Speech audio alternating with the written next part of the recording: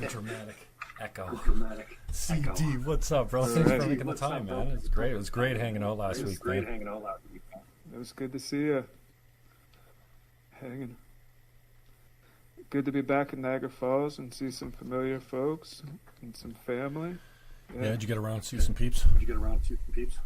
Yeah, absolutely. Got to attend some good jams. Oh, good. Huge blessing that way, yeah.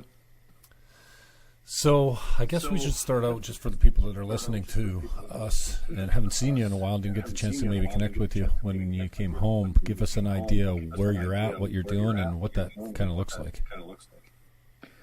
So I'm currently studying at the IMU. I'm a professor of wonder, but more aptly, I'm a student of the greater being. That means I'm studying at a place called the Greater Theological Union in Berkeley, California, and I'm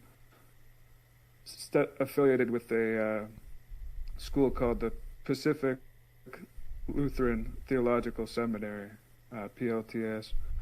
And so I've been studying and spending a lot of time immersed in the Christian myth, which is my family tradition, really spending a lot of time with that wisdom tradition and wearing that. And when I say myth, I mean more aptly lens of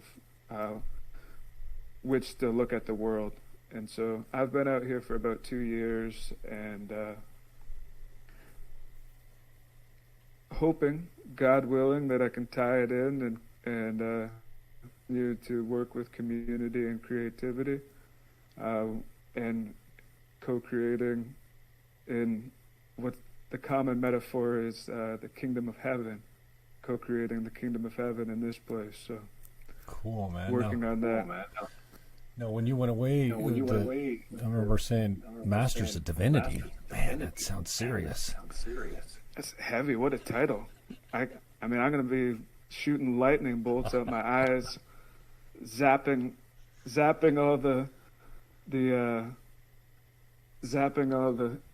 evil out of the world and stuff like that.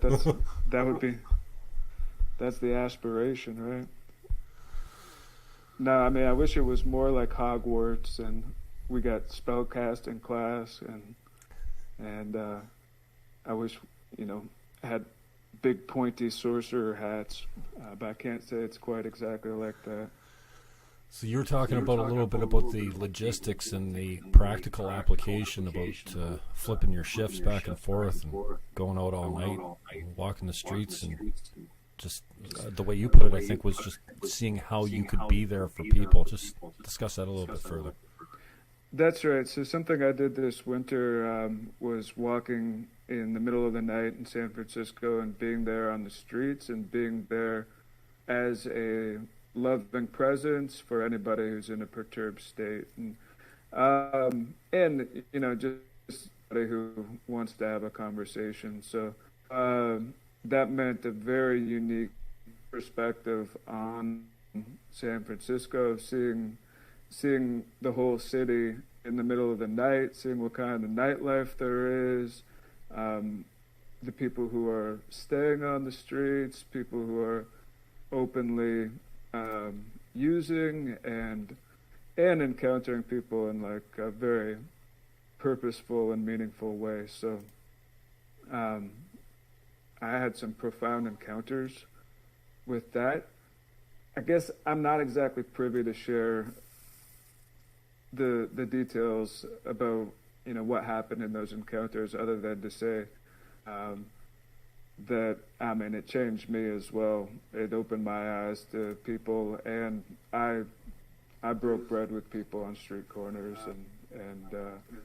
and also just had conversations about spirituality with people. Like, you walk in the Haight-Ashbury and you get right onto a cosmic level, and then you walk in the Tenderloin and you get some sometimes heavy vibes, some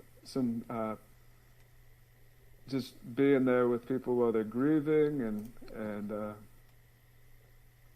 And so that was a big part of my year last year. But I was doing that at the same time as doing a full-time graduate education, um, which meant I was staying up until 4 in the morning and then waking up for class.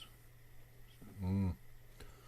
So what did that look like, without being specific, about your interactions with the people on the street? Can you repeat that, Jim? What's it look like? I mean, without sharing your intimate details with the people that you met there, what's the overall? I mean, who are you talking to? What type of people are you meeting? What are you seeing out there? Okay, well, yeah, it depends which neighborhood that you're spending time in. So, where I was commonly working out of was close to the Tenderloin, and the history of the Tenderloin is that it was basically built as a sailor's den. So if you ever had a university experience, it's basically like dorm life in a city. It's one of the densest neighborhoods, and people don't have kitchens or living rooms, so their kitchens are the restaurants and bars, and their living rooms are outside. And so there's a lot of people on the street. It's basically known as a wide open zone, and it's been that way since it was built in the early 1900s. And so you run into a lot of people openly using drugs, and it's got a reputation as that. It gets the name Tenderloin because the idea is that cops were bribed with tenderloin steaks. So that's where it gets the name. So there's an idea that the cops will look the other way. And so we were just there to be present if anybody's having a bad trip and they need somebody to talk to. And there would be people high all over, and that's kind of that neighborhood's character.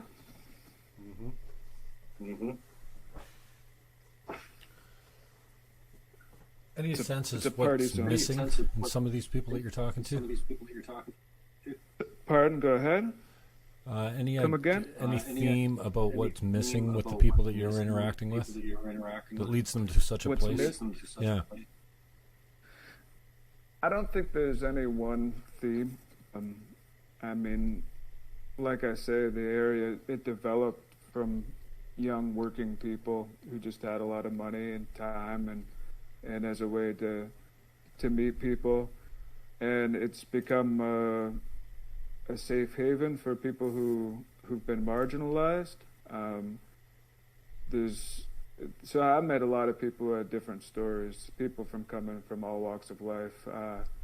There were people who had lost their jobs and were facing a amount of despair. There were people who they needed somewhere to go, and this is a place that they can go and be safe. That's part of the history, is that the LGBT movement in San Francisco was a safe haven for a long time in the Tenderloin there. And it was just basically a place they could be safe. Tell us about your decision leading up to this. I mean, you're certainly a mature student. I think you said you were 36 the other day when I asked you how old you were. I've got a horrible time with age. That's right. So you had some time out in the world after you finished, high school or what have you, and then, operating as a musician and a poet and kind of a creator. I don't think you were, odd jobs here and there, but then you decided Berkeley's where I'm going. So. Yeah, I mean, that was following the signs of life. And then when I first got to school, I was honestly, and I still do it, looking at the course content through the eyes of a songwriter. So seeing how, seeing songs and what the people were talking about. And some of my professors are preachers, and they speak rather eloquently. So I would be like, there'd be songs dropping out of what they were saying, and then the whole Christian history, the Bible. There's a lot of poetry. There's a lot of very interesting stories. So I initially had been a applying that sort of lens in my classwork, which was blending where I was coming from as a songwriter, as a creator, and then coming into the student environment and being in a lot of lecture hall situations. So I guess I haven't been in that habit as much of late, but I'm trying to get back into it. What's the end game look like for you after school? So I'd like to get back to Niagara. I'd like to keep continuing working with music. I find music to be a sacred art, and it's a sacred way of building community. And I've just had a lot of experiences that have pointed me in that direction. And so I'm hoping that I can find a way to work with the institution here and just get back to basically doing community work through music with, the jam in perpetuity, the you are me, the I am you, and the we are one, and try to make the world a better place. You are me, I am you. Good eye too. I've got that. You gave me the badge. Thank you. I'm not worthy, but I appreciate it. Yeah, that was kind of I always remember that moment. You solemnly came up to me and you very seriously said, "Jim," and I don't think I had an idea of the respect that your crew has for this whole idea. And here, I want to give you this, and you're I can't remember, an ambassador or whatever you call me. And I was flattered and humbled at the same time, and I just want to acknowledge you, man. You've been such a great leader, especially for me and so many other musicians that you've collaborated with. I know, geez, so many of us are so grateful. I mean, Scotty, we're talking about the impact of Jay Foran dropping the disc, Aaron Berger's disc, Color and Light on me at the station and saying, Aaron wants you to have this. I'm like, Aaron, who? And then I put it in my car, and I couldn't stop listening to it for months and months and months. And then to get him on the show, he came out a little flat first song. I don't think he was warmed up. I've heard him come out flat a couple times. What a talent, though, and such a deep character and passion and a soul. And I was just I'm still touched. I miss Aaron so much. I know his life's changed quite a bit since the child and getting married and all that kind of stuff, as most people do, but I just want to acknowledge you for that. I remember the first time I brought Scotty over to the jam, and he was scared to get behind the keyboards. And James told me, sit back down, the song's not over. Finished, because I was kind of tinkling away on the keyboards. Finally got Scotty to jam for his first time out in public. He's just never played in front of anybody but his wife and me and a couple friends. And I think he got an offer to play a wedding there not too long ago. He turned it down because he didn't want to be responsible for being a paid musician. He didn't think he had hit that level yet. But he's writing music now, as you know. So I'm grateful for you, man, and I was glad to be able to sit down with you I know you're only home for a few days, so I was glad to get out to Scotty's with you and hang out, and so thank you for your gift. I know we joke and we don't joke when we say, poet, certainly a poet and a musician, and I know we've tossed around that. Well, because you had the similar glasses, the John Lennon of Niagara. You probably hate that, but I know you're a huge Beatles fan, and just so cool. Sitting at the fire at Scotty's the other night. What feline? What is it? Kind of feline? Pretty little feline, yeah. And when you're done, I'm like, yeah, who's that? Like like Three Doors Down. Like, whose song is that? It's actually, that's one of my songs, Roadways. I'm like, Roadways. So a huge impact.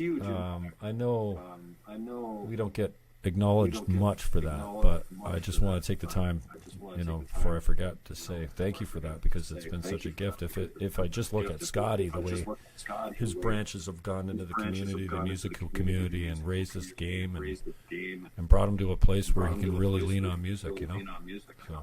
Thank you, brother. Like, I'm very proud of Scott. Like, his development as a piano player means a lot to me.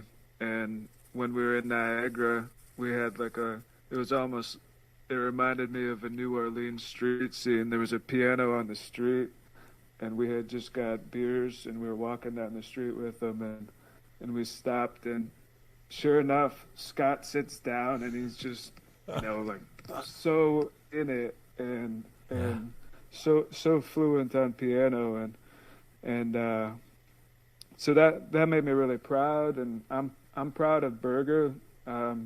His songwriting and his songs, they've meant a lot to me. We started writing songs together, I guess, more than half my life ago, so almost 20 years ago now. And he sent me some songs, and they were like medicine to my soul, and I'm like, all right, yeah, they just hit, and so I got his new album, and yeah, that stuff, it makes me really happy to be able to see his development, and someone like Scott who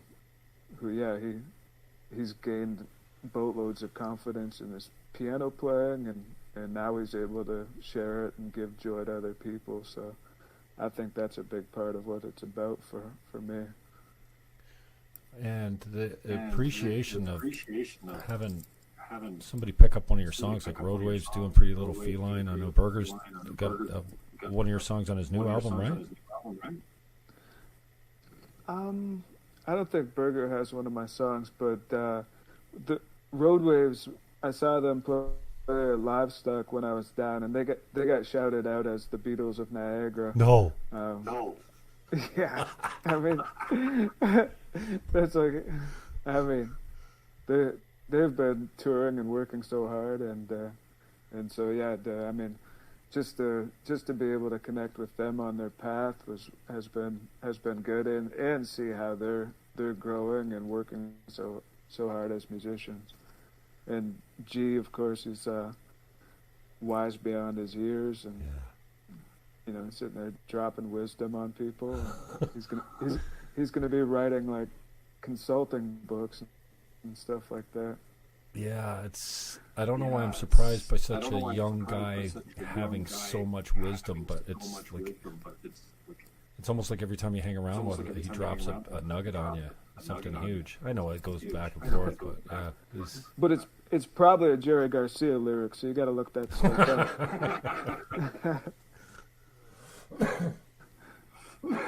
And that's been.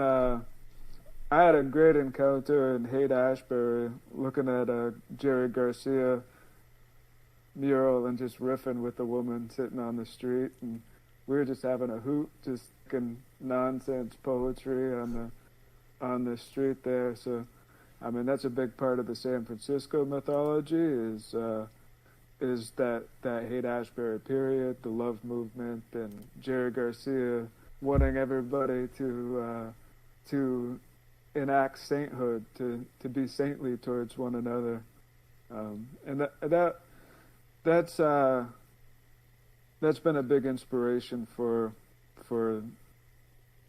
the tone of the Perpetual Peace Project, and trying to walk in those shoes and after those shoes, and seeing that tied into the Christian myth as well. Like, a lot of people might not think of it, but I've been introducing some people in the Christian tradition to the Grateful Dead as a band that walks in the Christian tradition. Like, they cover hymns, they write about the mythology. A lot of the characters are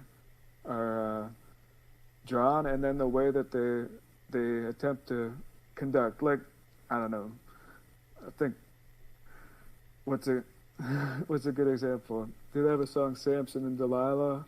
Mm-hmm. So, expand on the Haight-Ashbury thing. Haight-Ashbury, so that's a neighborhood in San Francisco. That's where the Dead lived. Oh. And historically it's looked at as like the hub of the hippie movement. Okay. So it was the love movement. The Summer of Love took place at Haight-Ashbury. Oh, okay. It's near a big park, kind of like the Central Park of San Francisco. Okay. And I mean, I imagine people were dosing and using lots of entheogens at the time, and there's this.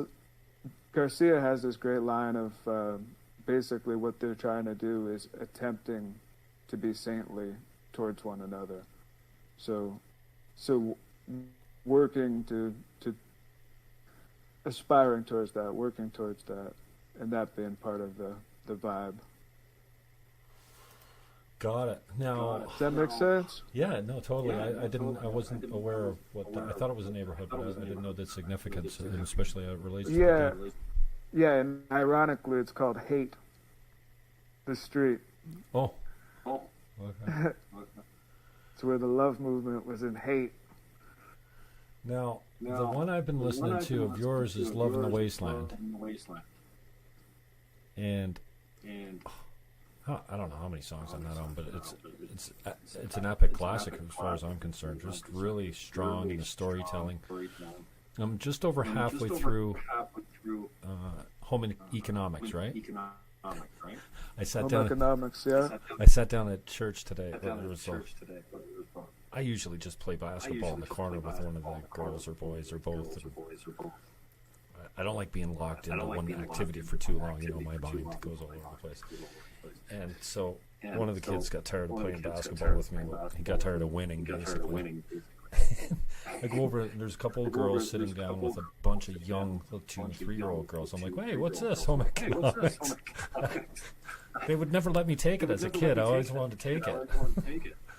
But I only got about 3 songs in before I go, geez, this sounds like a pretty activist song.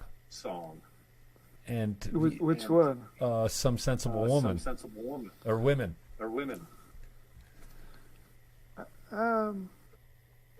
What do you mean by activist? Well, I saw you tweeted it out to AOC, and then, was it Presley today? Yeah. Okay. Yeah. You forgot the other two, but whatever. No, I think yeah, I mean, I tweeted it out to some of the women in Congress. The one line is, some sensible women are going to take the House of Congress and turn it into a home. Mm-hmm.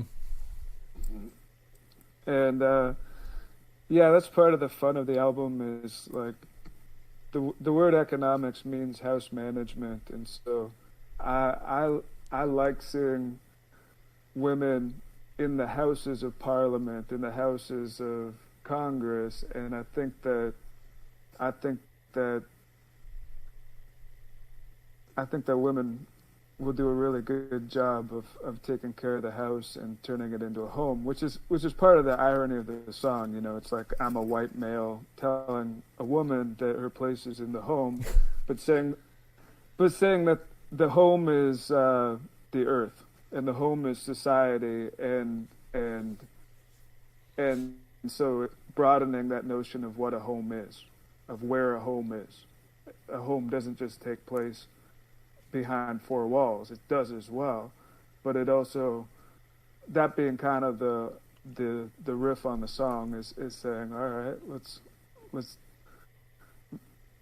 make our culture more home-like, because homes are awesome. Yeah. Homes are fucking awesome. I love being home. I love being in a good home. Yeah. And I was fortunate to have a good mother, and she's a good homekeeper, and I lived in a good home, and so that's part of it. I mean, not saying that it's only a woman's responsibility to make a home, but saying that perhaps that's part of the leadership, or where it can be coming from. As far as activists, I don't know how active it is. I mean, I was singing a song and I recorded it, True enough. that's kind of active. Yeah, I'm resigned and cynical. I've seemed to be more aware of it every day. Just, you know, I used to be so hopeful and idealistic and thinking I could actually do something. Now I don't know. I kind of just lean back and say, oh, what am I going to do about it? We got majority governments. We have no opposition. They just do whatever they do, and they just take turns doing whatever they do to us. You know, Republican, Democrat, NDP, Liberal, PC. They seem like they're all the same. So I find myself listening to track 3, Some Sensible Women, and I pretty much get where you're going with it. I can hear clearly the lyrics and the theme and everything, and I'm sitting there going, humans are corrupt. Doesn't matter what sex they are. It doesn't matter. They're always going to be corrupt, and you're never going to rid it out. You're never going to rid addictions. You're never going to get rid of poverty. You're never going to get rid of crime. Like I'm not saying that to be nihilistic and do nothing about it, but we've had poverty and everything all through civilization. You know, the idea that we could get rid of it, we can lessen the impact and we can make it better for people, but we're always going to have mental illness. We're always going to have some rate of hopelessness, of unemployment, of drug addiction, blah, blah, blah. I mean, I was listening to the song and going, oh, come on. He thinks that AOC and the squad's going to fix everything? If they had the power, they'd be just as corrupt as the men before them. So just tell me I'm a cynic. You should listen to this song that I have called Hey Cynic, because it's written for you, Jim.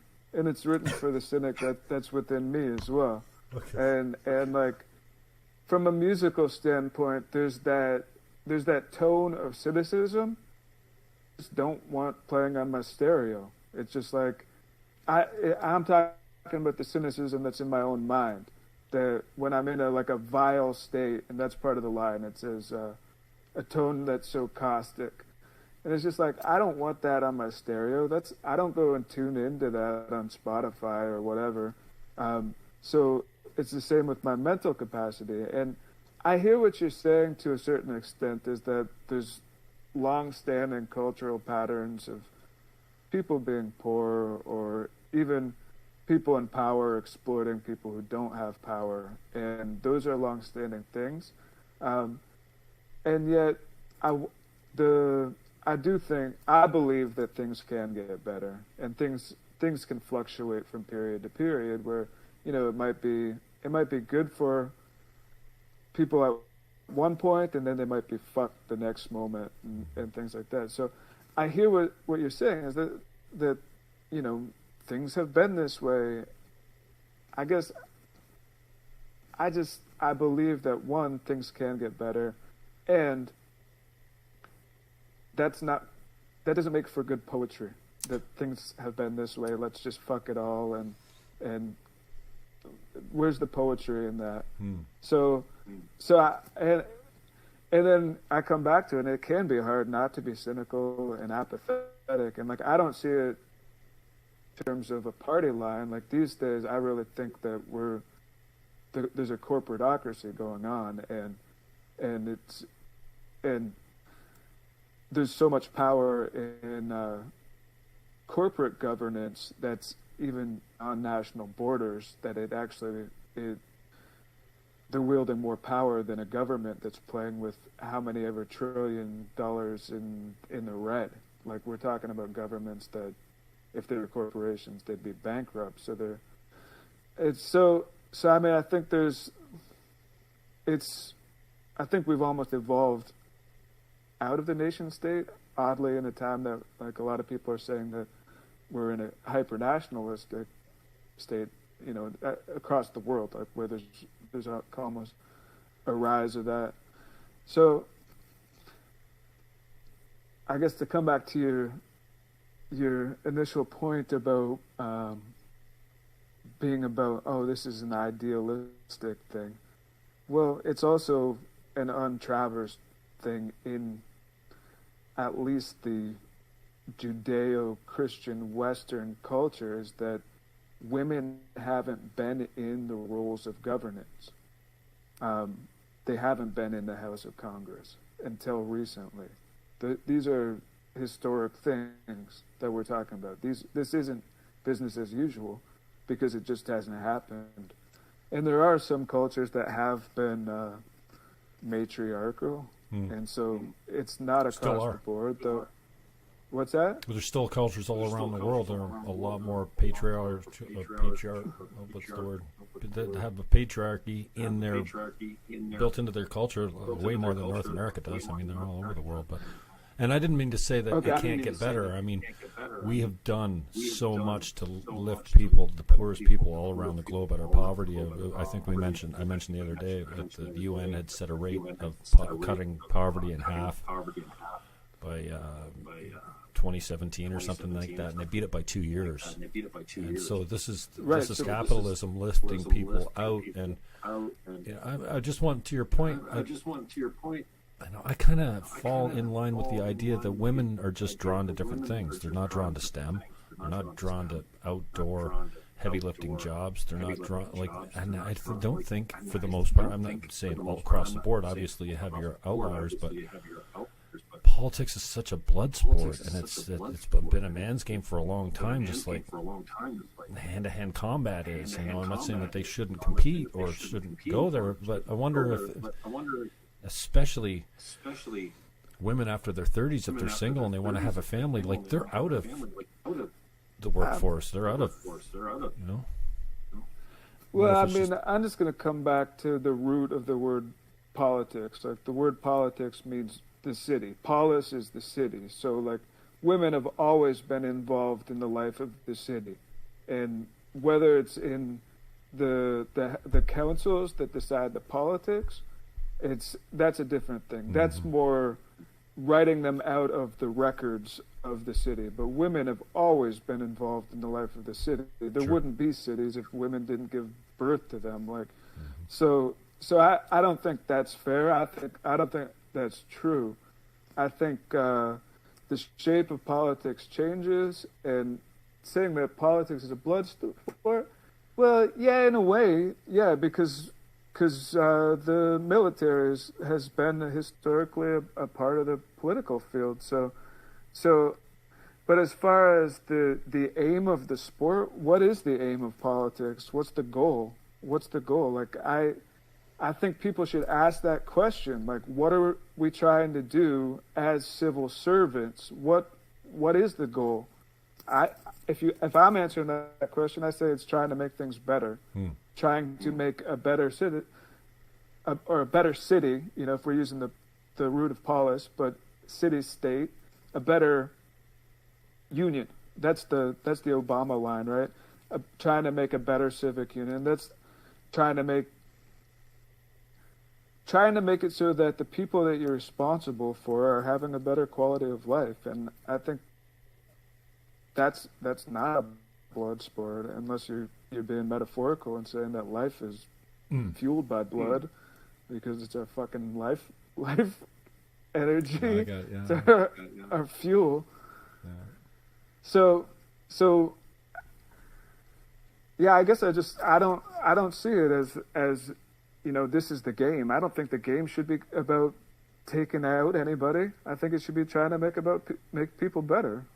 What's your answer to what's politics for? What's the game? What's the aim of the game? So to speak? Absolutely. I think that so many politicians get in with really good intentions, and then the system gets a hold of them, and then they become corrupt because the temptation still. I mean, we're human, right? Men and women, we're human, and we'd like to think that when someone says here's 10 grand, all you got to do, and no one will find out, and you really think to yourself, yeah, no one will find out. It's real. Like, it takes a very strong character, and I think it's the minority of people that actually stand against that type of behavior. I think that it's just too easy for us, and we're weak. I mean, we can't look at us. We're addicted to everything, and so it doesn't. To me, corruption is just a human trait, and there's very few politicians that can stand against it. So. I guess what can we do about $10,000 being handed off to a politician? Like, what can we, as citizens, do about $10,000 being handed off to a thing? I wish I knew how to bring more accountability to the system. Well, I mean, okay, accountability is one, but I don't think it's even against the law at this point. I think people can accept $10,000 at this point. Like, isn't that what the super PACs are and things like that. Where I mean, they can just take donations at this point. So so how do you make sure that the people who are donating are the people that the actual civic union are responsible towards? For instance, those are actual citizens of the country who have a vote. Because I do think that that's fair. It's like, well, I support your platform, so I'm going to donate to you. I'm not a big believer in corporate donations. I think that's a problem that has an easy solution, where you just, and it's through regulation, which that's what the government can do. I mean, your ability to drive a car is regulated by having a license and shit like that. So with that, I hear you, and I think it's true. What's the truism? Is where there's power, there's corruption, or yeah. So power or absolute power corrupts absolutely, Yeah. and I think power is it's a strong drug, and it gets people's endorphins acting in ways they don't even know how it's working, but they love it, and they get affected by it. And I think men are a lot more susceptible of it. And, that's always been my pitch for, more women in politics is, don't you think we'd have a more compassionate, more understanding society with laws that are more nurturing if we had more people, more women making the decisions? I mean, you can't force them into it. And it's a tough gig, man. Politics is, I know it firsthand. I'm running so many elections and never been elected, but I know what it's like putting yourself out there over an election. And it's lonely. It's I don't want to compare it to war, but it's a battle.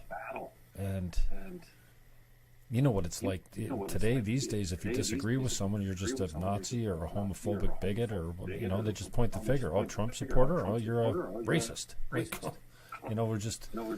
don't want to talk anymore. And that's kind of, I've swung way right as far as my politics goes, as you've seen by my Twitter feed and whatever. I'm so passionate. I'm so pissed off when I look at the corruption and the graft and it's at every level of politics. You see in everyone's nieces and nephews and daughters getting contracts and jobs, like municipally, regionally, provincially, federally. It's like I don't know how you prevent that kind of thing. And I'm with you, man. I get into, I didn't run as a Green Party candidate because I thought I was going to get elected and change everything. I thought, maybe I can make just a small difference by saying, you know what, the way we elect the politicians is kind of broken in Canada. You're going to have a majority government with 37% of the popular vote. That's not cool. So I think we all start out with good intentions, and then I don't know what happens. We're human, and I think, again, men are more susceptible to, hey, take this, and, more Rooney. He was taking cash from Schreiber or whatever his name was. He wasn't even a citizen of the country. Like, literally, brown envelopes. And it was just like, oh, well, that's just the way we do things in Canada. What? Brown envelopes stuffed with cash being handed to the Prime Minister of Canada while he's leading? Oh, it was just unbelievable to me. I haven't heard anything about that. I'm in the States, so I don't get as much. Well, this is in the 90s, and it came out afterwards. Karl Hein Schreiber or whatever his name was. I think they deported the guy, but yeah, it came out that he was getting envelopes full of cash for lobbying his German businesses. Anyway, I don't want to get too far down that road. Right, but I guess to come back to just males in politics, and as somebody who grew up in a lot of sport, like I'm somebody who loves games. I love to play sports, and I want to win games. So I feel like a lot of men have grown up in that environment where they're just trying to do what is going to win the game. I mean, and then it becomes natural, even if it's a little bit outside the rules, like the whole performance-enhancing drug era.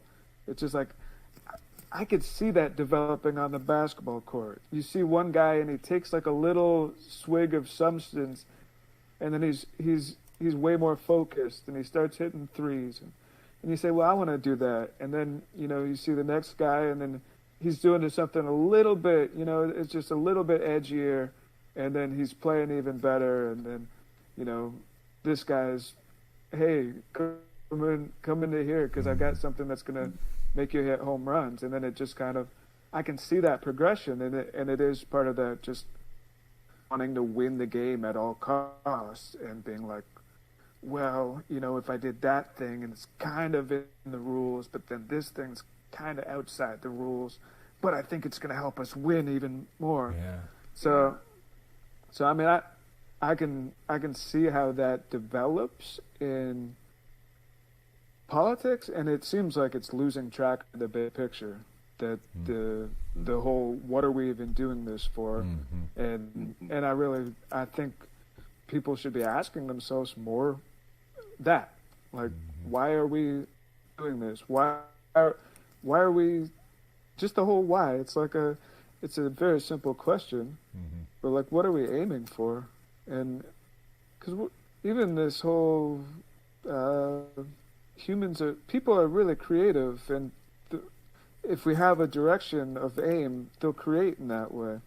And so I think we touched on this, and as somebody who's American and has family roots, I think that the Green New Deal is the right idea. I think it has the right poetic resonance for the nation. The New Deal is looked at as something that's historically immensely successful, and it was done help people who were put out by massive economic downturn, and so to just have that, and I'm going to put it like this, a poetic lens to step into, I think it can ignite people's creativity in the right direction. I think it's just the right idea, regardless of who's talking about it. It's also talking about just being more efficient with the technology that we use. I think it's a no-brainer. It's just you're aiming to make the systems that we run on, like cars and things like that, as efficient as possible, so that there's not a whole bunch of shit in your living room. Like, that's why I'm writing in the home economics paradigm, because it's like, if you live with a roommate and they leave you a bunch of dirty dishes, you're gonna be pissed off.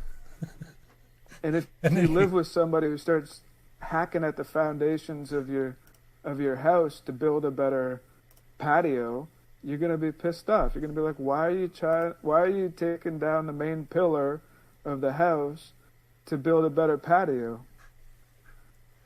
So I'm laughing because I did get to the Dishes song on the album. I'm glad you threw that reference in there. So I'm thinking about you at the lighthouse. I'm going, is this possibly about the guys at the house? It never stops, and then it's the laundry, and then. And to be fair, like, that song was a long time in the works, and nothing against the people I lived at the lighthouse. That it did come up, but I think that the dishes in any roommate situation is like, it's especially if you try to be fair and equitable. It's like, it can be an indicator. If the dishes are dirty, you're fucking pissed off, and like that might be the last time you talk to your roommate. Well, you can always take it. I've been, where everyone just cleans their dish. Wipe the fridge. Right. Don't clean the stove. Right. Don't clean the toilet. Just run your dish under the wall. Right. What a way. And so, I'm glad she threw that reference in there, bro. I didn't know about this, but talking about upgrading and how you can't afford not to upgrade. I was looking at this Neuralink that's around the corner. Elon Musk is looking at putting a chip in our brain so that we can be linked to artificial intelligence, so that, I mean, once we start getting the chip, you're not going to be able to be employed without one. Like, I just think this is wow, are we really talking about doing this? To have all the information that the internet or the oversoul or whatever you call this community knowledge base just available at an instant with a chip that's wireless in your head? I can't even imagine. I think you're right that like people won't be employed, like this, it'll be a mandated thing to be employed, but you're only right if profit keeps getting overvalued or valued over human rights. Like, and I think that's something that a lot of people, when they step into corporate situations, in the chip stuff, that's happening. Like, there's employees that are putting chips in their arm. Like, it's not the mind book like you're talking about, but they're putting chips in their arms, and that's like their punch card. Like, that's how the employer knows that they're on site. So that's already happening. And I think a lot of people are sacrificing their human rights in order to step into a corporate environment. They're saying, like, I mean, there's the anecdotes that come out about Amazon, about people having to pee in bottles because they don't want their performance metrics to suffer. Okay, so there was a journalist who went undercover and worked at a factory or a warehouse with Amazon, and found that people were peeing in bottles to not have to take breaks. You know, they're working in huge warehouses, so in order for them to go pee, they're going to have to go like 500 yards to the washroom. And if they go 500 yards to the washroom, their timing or the quantity of boxes that they're packing in an hour, that'll go down. So it's back to the gamesmanship. So the aim of the game is to pack as many boxes or whatever they're doing, to find as many boxes from the warehouse.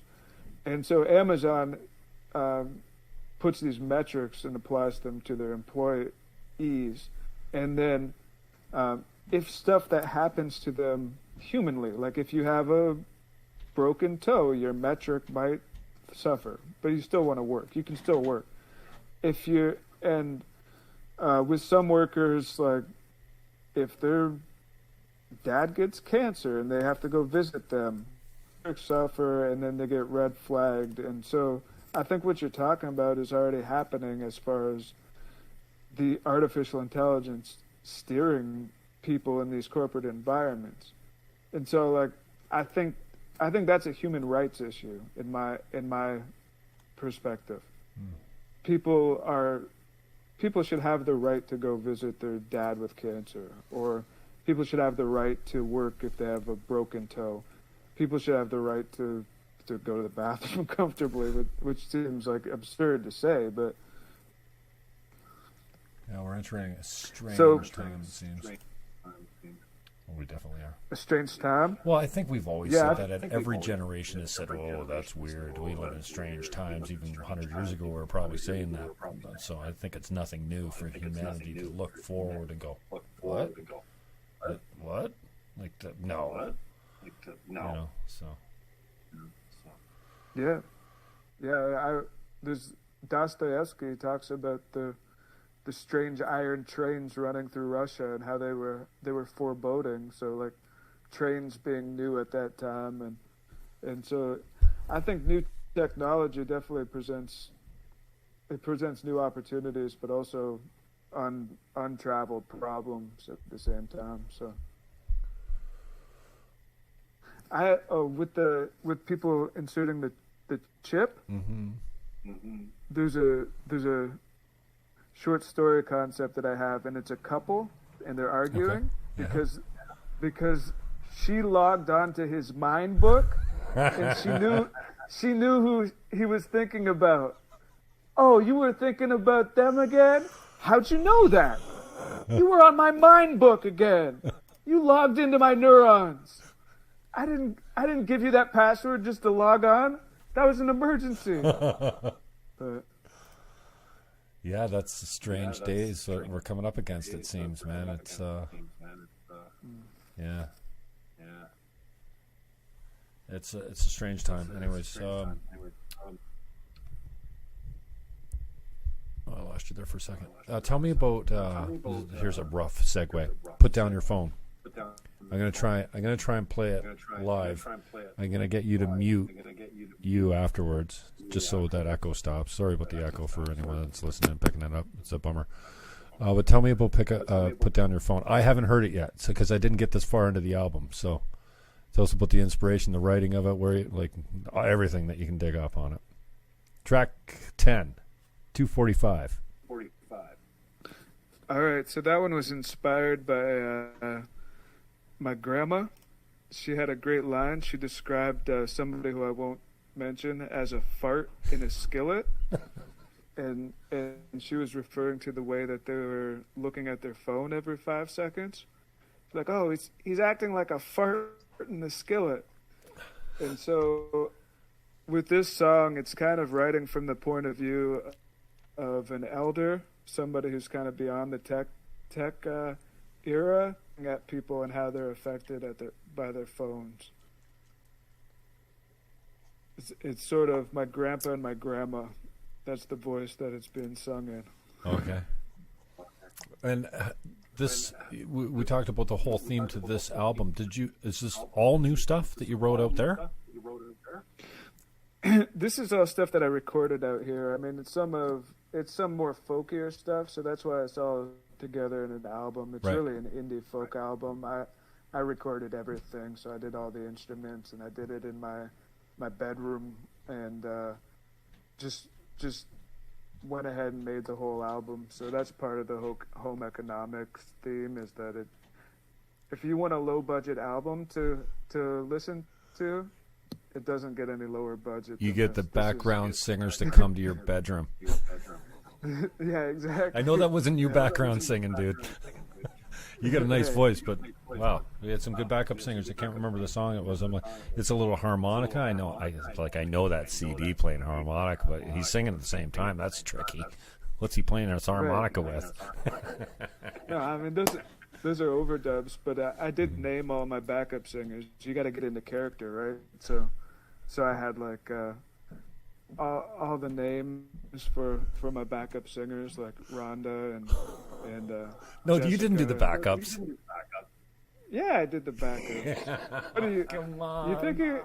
You think I got a budget for those backups? Oh, you had me fooled, man. I had to pay myself to do those. I'm like, he's recruited some hot chicks to do the backing tracks. Wow, this is awesome. I never for 1 minute thought it was you. Thank you, Jim. Thank you, Jim. You had me fooled, man. That's awesome. All right, well, let's see if we can put this down. Let's do put down your phone. I'm gonna mute myself. Can you put yourself on mute as well? Yeah. Oh, see, there's no echo. Perfect. All right, I'm gonna mute this, and then we're gonna play Hey Cynic.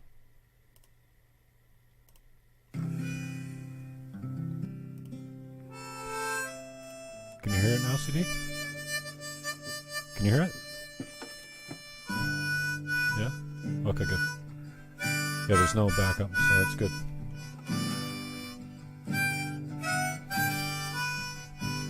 Hey, cynic, old critic, tone that's so caustic. Do you even know it? Is it just force of habit? And who broke your heart? And who broke your trust? And who took your shimmer and turned it to rust? You might have wanted the world to speak more beautiful. Then you waded through curses to get where you're going. And the curses, they soaked you deep down to the bone. Now you can't even see they've become your own. Hey, cynic, old critic, a tone that's so caustic. Do you even know it? Is it just force of habit? Who broke your heart? And who broke your trust? And who took your shimmer, turned it to rust? And the cars pass you by, their belts are squeaking, their motors are whirring. You forgot what you're seeking, and a palm-sized device is your favorite distraction. You can put down your neighbor without even moving. Hey, cynic, old critic, a tone that's so caustic. Do Do you even know it? Is it just force of habit? And who broke your heart? And who broke your trust? And who took your shimmer and turned it to rust? Now you don't have to own it or let it own you. Just because you believe it, don't make it true. There once was a poet said beauty is truth. I forget what it means, but sometimes I do. Hey cynic, oh critic, a tone that's so caustic. Do you even know it? Is it just force of habit? And who broke your heart? And who broke your trust? And who took your shimmer and turned it to rust? But don't take my view, don't take my word. We can still live together in this life, in this world. We can still live together in my little head, my poet and cynic, together again.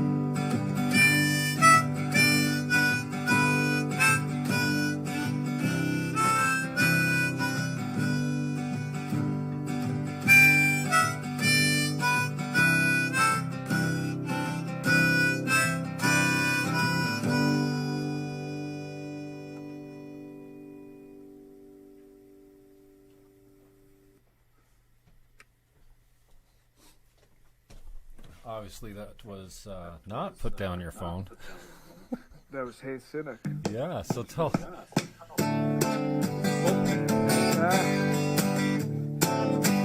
Oh, put down your phone now. Okay. We'll just pause that one for a minute, but get into. I feel like, dude, stop it. You're hitting too many the bases with me, man. I think it's we're human, so we're hearing ourselves in that a lot. I'm obviously resigned and cynical to a certain extent, but what's the background of that one, inspiration-wise?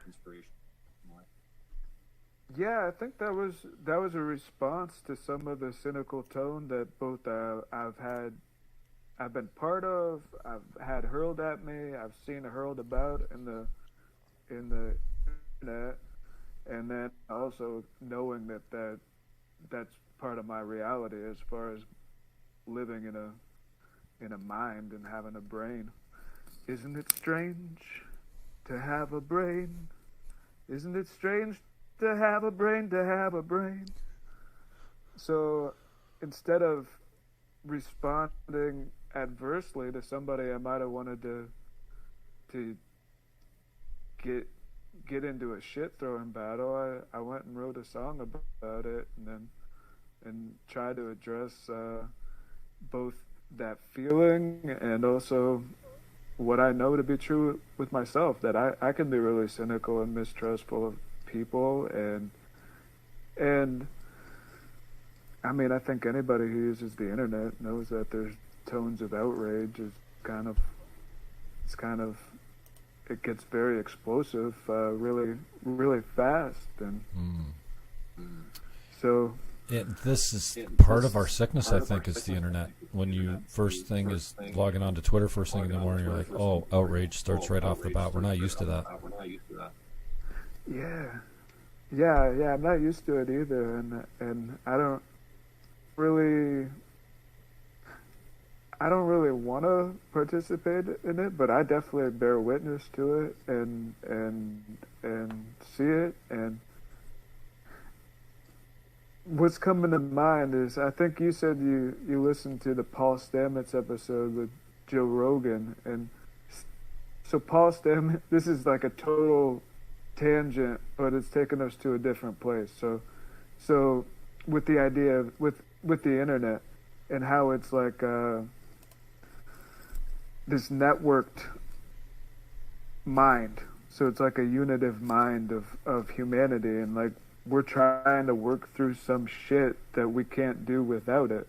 And this guy who studies mushrooms, he compared it to the way that mushrooms, their mycelia connect with one another. And so I guess at the base of it, I think maybe it's a technology that we need and we're still growing into, and maybe going through some growing pains to figure out how to make that a home.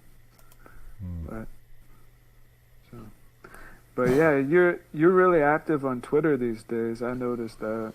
Well, I've been working hard at it because I'm fascinated by the game that Twitter is, and trying to, I told you the other day, my following has doubled over the last few months, and I've worked on that because it's branding, it's marketing, it's exposure, and I want to think that a conversation like this might be able to help someone, that. And I know I'm not going to change anybody's mind on social media as far as their belief system goes. I think maybe you're more likely to have someone go, oh, I didn't consider that point, and that's, I don't really believe that anymore. While they're witnessing a conversation like this, going back and forth in text and social media is never going to accomplish that. But yeah, I think. Yeah, with your Twitter personality, I was contemplating calling you Jim Fanity. I'm not even offended by that. Jim Fanity, that's good. I've come around on my.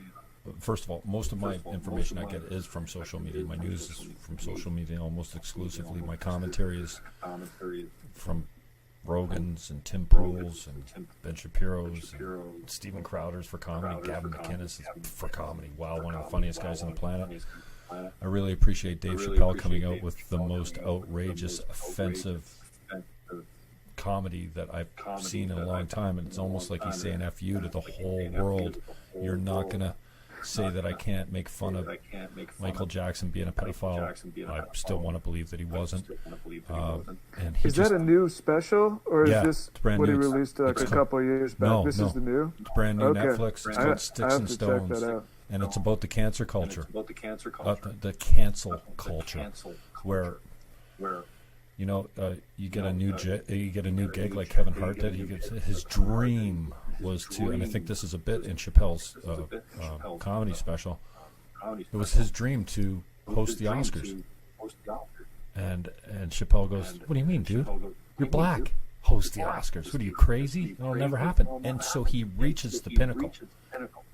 It's his lifetime goal, and he gets there, and a tweet from 10 years, they dig up shit on him, and they're like, well, you need to apologize to these people, or we can't have you. And he says, I quit. No, I'm not apologizing to anyone. And then he went on a 6-month apology tour to get his life back, because you can't say things 10 years ago that were okay, or that weren't offensive at least, measured to today's culture, where that you can't get away with that kind of stuff, and then they hold you responsible for something that you said that was fine 10 years ago that isn't acceptable now, and your life is ruined. And so, yeah, the whole special is about the cancel culture, where who was it? Roseanne Barr. Come on, so much of this stuff is taken out of context, and she didn't know, and blah blah blah. And then, even Howard Stern's muted his free speech. He used to be the king of that kind of stuff, and now he's on an apology tour saying, "Oh yeah, whatever I did back then was wrong, and I'm sorry." Well, he's got a book to sell. But. One thing I've learned about is something called a culture of shame and a culture of guilt. And before social media, the U.S. and Canada, by virtue, were both very much culture of guilt. Like, that's when I was growing up, it was always you're innocent until proven guilty. Not anymore. Like that's the ethos of the culture of guilt. With the culture of shame, it's more you can be shamed, but the punishment isn't going to come in any legal capacity. It's going to come in the form of exactly what you're talking about. And I feel like with the social media, we're just learning about a culture of shame. Like, we don't know how to measure retribution. Like the culture of guilt, the legal system has a very like a long track record of, oh, well, this person committed this crime, so what's the punishment? Culture of shame, we don't have any standards at this point, so it's just like we don't know what the punishment should be for like a mistaken tweet 10 years ago. And I hear what you're saying, that it shouldn't be like I lose my career over something that I might have said at 4 a.m. and in a different context, and you don't even know what it means, but because it's part of this permanent record, now I lose my livelihood, and maybe it affects my family. Do I think that it should be, you know, I think that, I don't know, it's also an ancient thing, the culture of shame. Like that's how the Judaic people, or this is what I've learned, is that was a strong, I guess social control is what it is. It's a social control. It's like a way of determining how people behave and what's allowed and what's not. And I hear what you're saying, that some of this stuff can be just like punishment doesn't meet the crime. And I use both of those metaphorically more than because we're talking a lot of cases of things that aren't actual crimes. So I think that's a new development with social media, is that it's more of a shame culture than a guilt one.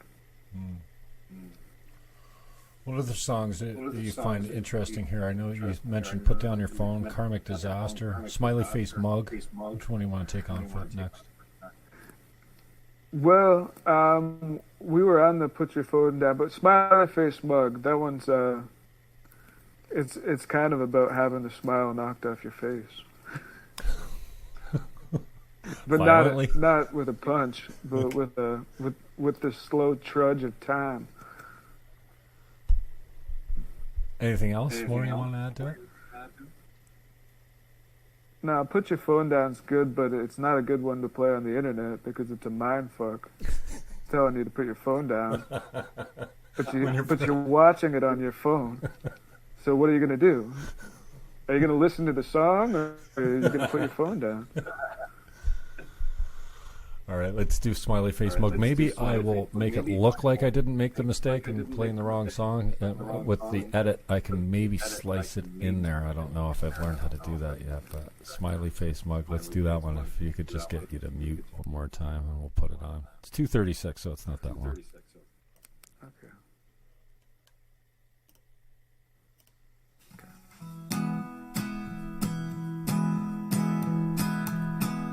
I once had a smiley-faced mug. It was yellow and held 2 cups, with a simple smile across the side, just 2 dots and a curved line. And I remember drinking coffee in the mornings in my old apartment with south-facing windows, sun shining brightly on my piano. I don't even want to wonder where the time goes, but I do wonder where that mug went. If it got broken or stolen or left, given away, lost in a move, sacrificed to my old love. I once had a smiley-faced mug. It was yellow and big as fuck, with a simple image across the side, just 2 dots and a curved line. In those days my potential was endless. The world was my oyster, whatever that means. Since those days I've been humble. I'm a kind of man, not so mean, but I'd be lying if I said I was happy. though in moments it comes to me. I don't think I'll ever be satisfied, ever for too long a time. But I once had a smiley-faced mug. It was yellow and big as fuck, with a simple image across the side, just 2 dots and a curved line. Smile.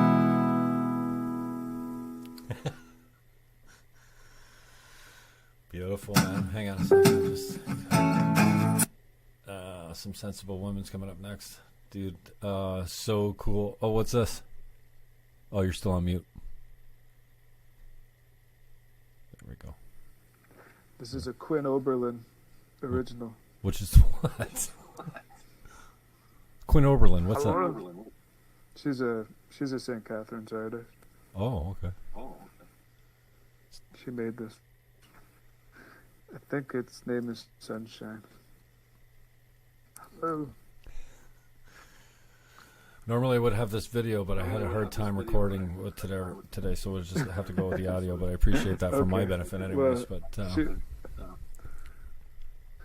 but we're talking to Carl David, local Niagara musician, in studying at Berkeley for his Master's of Divinity.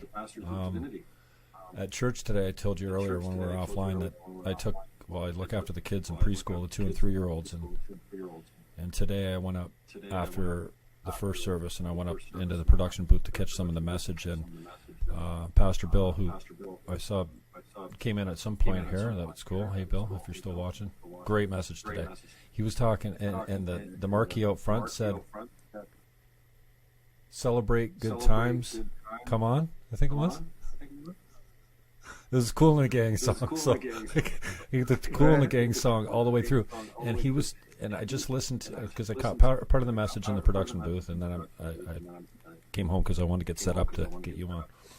But the message today was that God instructs you, commands you to party.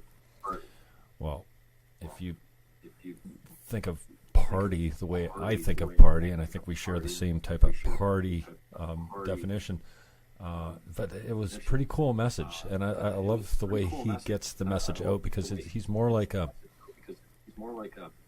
almost like a Tony Robbins speaker. Like, he's talking about real life. You feel like he's talking to you because he knows you, and this message is specifically for you, and then you realize that a majority of the people listening to the message are thinking the same thing. Like, he's that good, and then he very gently brings it back to Scripture. It's not like the old school beat you over the head with the Bible, your guilt type of thing. And so it was a Can you say more about the message? I only listened to 3/4 of it just now, and it really hasn't sunk in that much, but he was talking about Leviticus, I think the 3rd book of the Bible, and he instructs the Jews to celebrate 7 times a year, and how that party is also like Jesus' first miracle was at a wedding, right? And he was there to keep the party going. Like, he turned the water to wine to make, because they ran out. That was his first miracle, and it was at a party. So if Jesus wasn't a buzzkill. He was actually the guy that said, "Hey, I'll go get another keg." You know. So yeah, that's what I remember from it. But so kind of, if we're to follow the life of Jesus, then that involves partying and celebrating. God commands you to party, celebrate. I think is what his message was. But I thought it was interesting, because I was in the booth. I'm like, and even on the way out, I said to one of the guys on the way out, I'm like, God, I learned today that God has commanded me to party, and I'm going to do that right now. They all kind of looked at me like, dude, stop it. So I was feeling myself today, because I got all filled up with the kids downstairs, the 2 and 3 year olds. And, I got some basketball in. I hung with a a 2-year-old that could barely walk that shared my mother's name, Claudia, and she was just the cutest thing. And you know, there's this one boy that was sitting by himself, and I'm like, hey, Carter was pushing the buggy around all day. I can't remember his name. It'll come to me. And so I went over and I said, you know, I brought the basketball over. I'm like, you want to play basketball? And he looked up and I said, come on. And he got out of his chair and he came over and then he started circulating the room. I don't know. He was just sitting by himself. So I'm like, oh, there's nothing that fills my heart up than just getting that kid out of the seat, because I remember kindergarten and I remember being awkward and I remember feeling all kinds of weird things, you know, well, not very vividly, but yeah, it's just, so I came out of there today and I was just amped because I had, you know, an hour and a half with the 2 and 3-year-olds. So I was in a good space to receive that message. And when I got up there, I'm like, yeah. Party. Let's do But, Join the dance. Yeah, man. All right, brother. I don't want to keep you too much longer, but appreciate your time. I'm going to get this up later, hopefully with better sound. I'm going to have a little bit of an echo there, but I certainly I appreciate getting caught up with you, and hopefully other peeps that have... Yeah, thanks for having me on. It was a good conversation, Jim, and I mean, it's good to touch base with you and to have these conversations. Yeah, and you were one of my first guests before I even got the mics and stuff. I think we did a session down here, right? That was a few years back, yeah. Yeah, and Jihad, again, was one of my first guests as well. Yeah, so I'm glad to do this, and thanks for, you know, I wanted to get you while you're in town because I'd love you sitting across from me playing some music and whatnot, but we'll make it work with dubbing some tracks in here. So. Well, thanks for putting those tracks on, giving them some life. I like those songs. I like that collection of songs, and hopefully somebody hears that, and those songs can have a life of their own. All right, I'm going to go out with Put Down Your Phone now. Yeah. Tell us anything else you want to get out to the peeps, or contact, or how we get your music, or how we can support you in your journey. Yeah, I mean, Spotify, you can look it up. I'll get like 0.006 cents a play, so it'll help work towards a load of laundry somewhere along the way.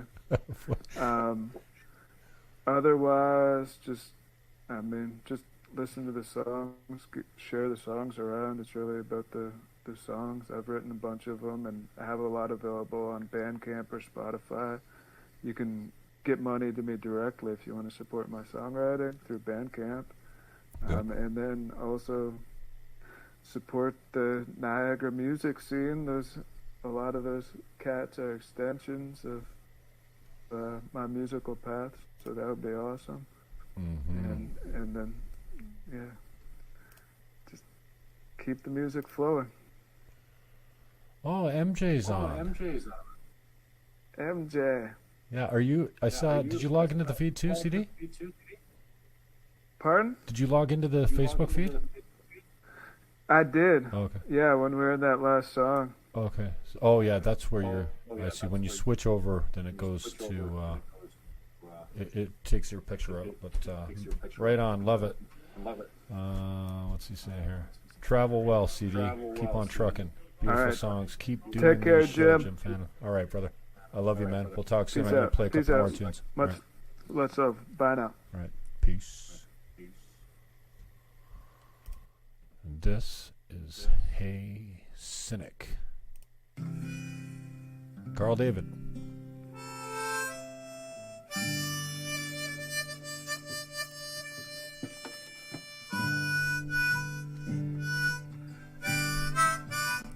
Hey Cynic, we already heard this. Shit. Put down your phone. We already heard Hey Cynic. Here's put down your phone.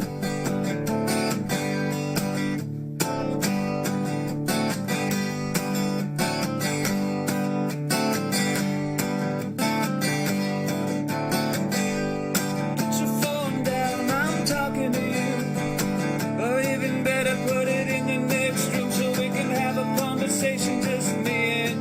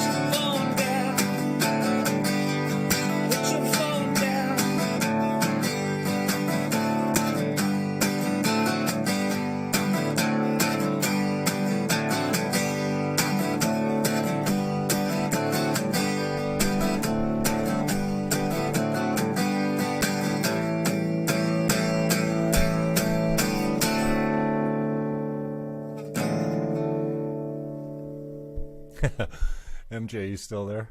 You're making requests now? Put your phone down. Blossom Flowers. Okay, so the album's called Home Economics.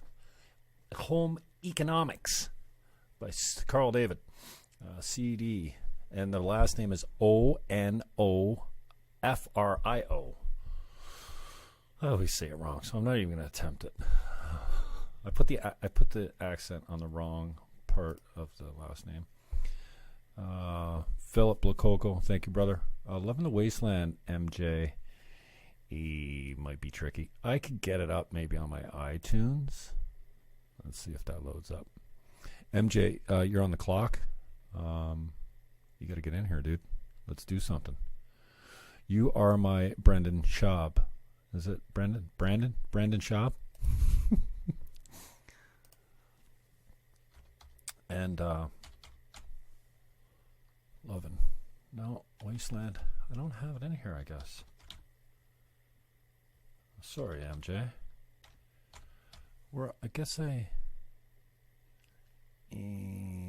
I don't have it in here, MJ, so I can't play that one. Listen to his new music, bro. You probably heard it already. Anyways, touch CD up on Spotify. This is the Bandcamp that I'm listening to. So it's cdonofrio.bandcamp.com /album/home-economics. But if you just search them, maybe I can play it from here because it's just got. Look at all the albums the dude's got on here. Where's Love in the Wasteland? If you like CD, recommends, staggering work of her. Oh, that's Peter Haverkamp. Where's the rest of CDs? Oh, here we go. Love in the Wasteland. And, dude, MJ, we were at the fire the other night. CD broke out. Pretty Little Feline. I couldn't place it. I thought it was like a song, like a popular song that's playing on the radio all the time. I didn't realize that it was a Roadwaves tune. Because CD was singing it acoustically. MJ, you're supposed to be there. We missed you, man. And I'm like, whose song was that? Well, actually, that was my song. Roadwaves covered it. I'm like, Roadwaves. Unbelievable. Love in the Wasteland. I got it up. MJ. Fool's Errand. Love Song of the Wasteland? Love in the Wasteland. Here we go. Let's do it.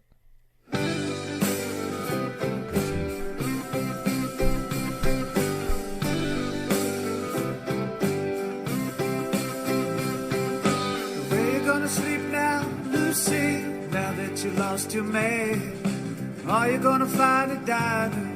Show your pretty family.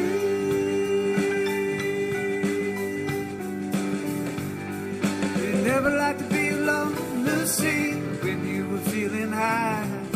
Drove everybody crazy, made you feel so lonely. Someone's walking circles around the block, gonna make me dizzy. Showing me a boutique watch from the 1950s. Lucy's downstairs, she's loving the mailman, and I'm up here, I'm loving the wasteland. Ooh-wee, loving the wasteland. Ooh-wee, loving the wasteland.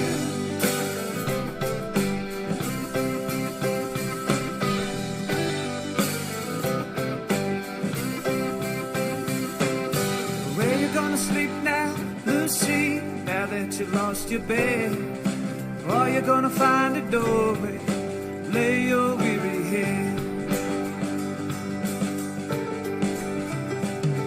Well, you never liked to be alone, Lucy, when you were feeling sad. Drove everybody crazy, made you feel so lonely. Someone's walking circles around the block, gonna make me dizzy. showing me a boutique watch from the 1950s. Lucy's downstairs, she's loving the mailman, and I'm up here, I'm loving the wasteland. Ooh-wee, loving the wasteland. Ooh-wee, loving the wasteland. Ooh-wee, loving the wasteland. Ooh-wee, loving the wasteland.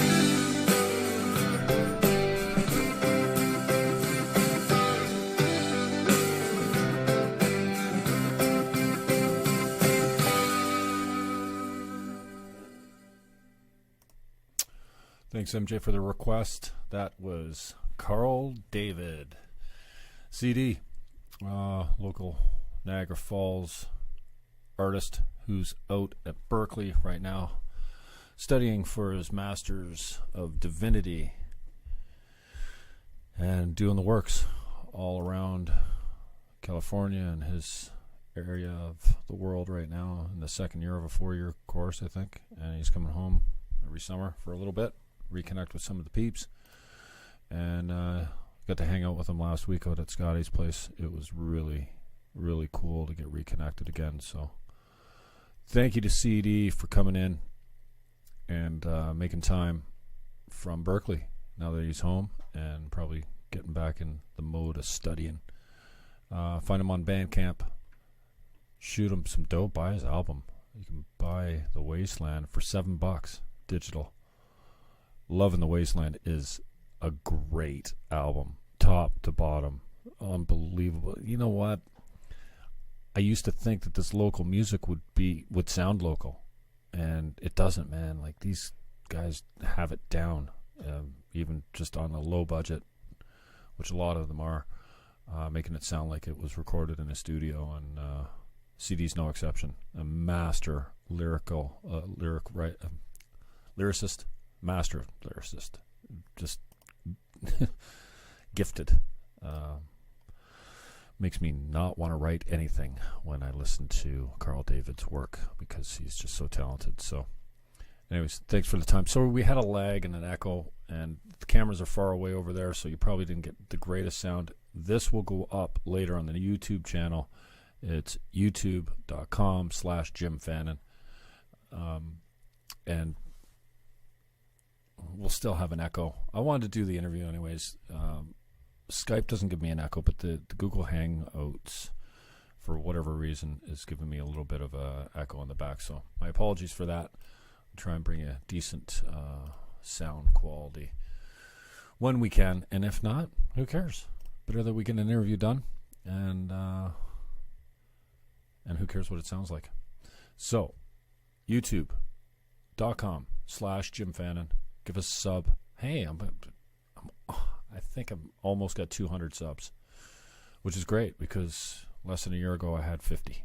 So I'm trying to build the channel a little bit. We put some fun stuff up, not too many monologues, mostly interviews and some clips that I find to be interesting. So check it out and give us a sub. And if you are a local artist and you want to come on the show, talk about the music, play some right here, we'll make you sound as good as we can with the limited resources that we have here. I got a couple decent mics, and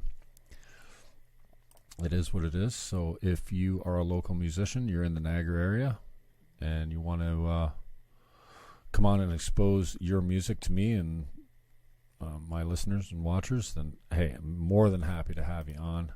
And who are we chasing? Matthew James Blake we're chasing. That should be my next guest. Matt, get in the car, come on down here and play some new music.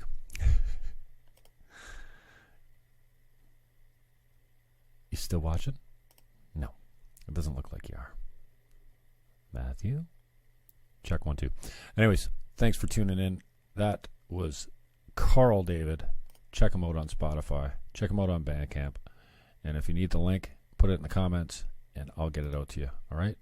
Peace.